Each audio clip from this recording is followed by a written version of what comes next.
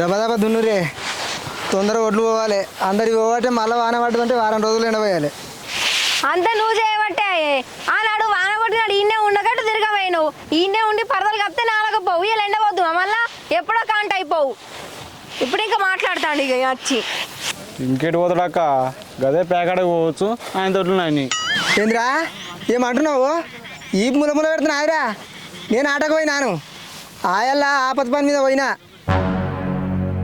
అయ్యో ఇక నీ ఆపత్తి పని ఏందో మాకు తెలియదా? తెలుస్తుంది నీ కథలని తెలుసు. ఏంద్రా కథలు పడుతున్నారా?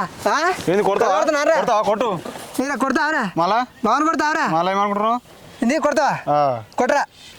అరే ఏం పుట్టింది మీ ఇద్దరికి? వడ్లెండ పోతారా ఇట్లా కొట్లాట పెట్టుకుంటారా? సన్నీ ఏమనిపిస్తుందిరా? పని చేస్తావు చేయవా నువ్వు? నీకు తెలియదాక బావ నల్లి ఉండుకుంటూ ఇల్లు ముంచుతుండు. బావ నల్లుకుంటాడే. ఏంద్రా నేను ఇల్లు మూస్తున్నా ఎట్లా అనిపిస్తున్నా నీకు? చూస్తున్నా వీడు ఎట్లా మాట్లాడుతుండో. బావన్న మర్యాద కూడా లేదు వీనికి.